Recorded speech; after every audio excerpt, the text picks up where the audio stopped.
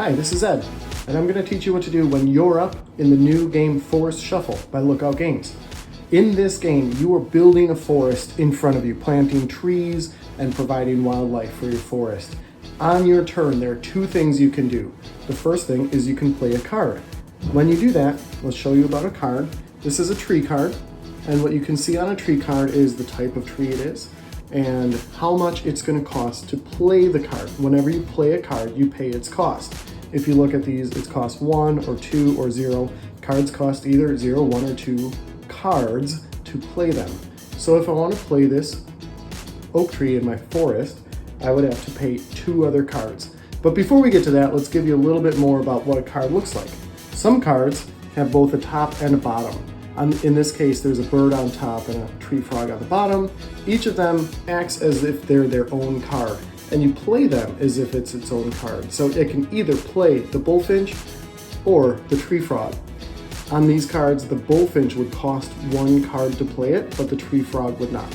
When you see this banner at the bottom of each section, it shows some point value times something or point value per something. Acorns represent points in this game, and you're trying to get the most points. So, on your turn, when you choose to play a card, you pay the cost. So in this case, I'll play the oak tree to my forest, and I have to pay 2 cards.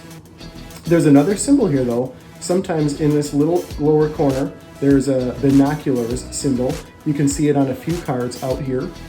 When you pay that color, in this case this color that matches the color of the oak tree, then you get to do that bonus action right away. So now that I've played it, I have to pay any 2 cards from my hand, and I could just pay whatever I want. I don't have to match that color, but let's take a look and see if I have that color in my hand. Okay, here's one, I can pay with that, and here's another, I can pay with both of those. So when you pay cards, you just put them up in the forest like this, and now that I've paid with those, I get to take a whole other turn once this one's done. However, there's one other thing that happens anytime someone plants a tree, and that is that a new card gets added to the row from the deck.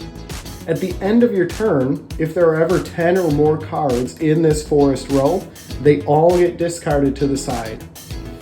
Now I get to go again because that's what this circle symbol is, and I paid with the appropriate cost. So let's say I want to play another tree.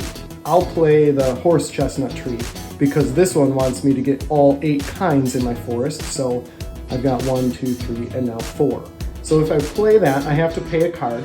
There's no binocular symbol, so I can get rid of whichever card I like from my hand, so we'll just get rid of that. And now that I've played a tree, another card comes up. And now you can see there are more than 10 there. So at the end of my turn, all of these will get discarded off to the side.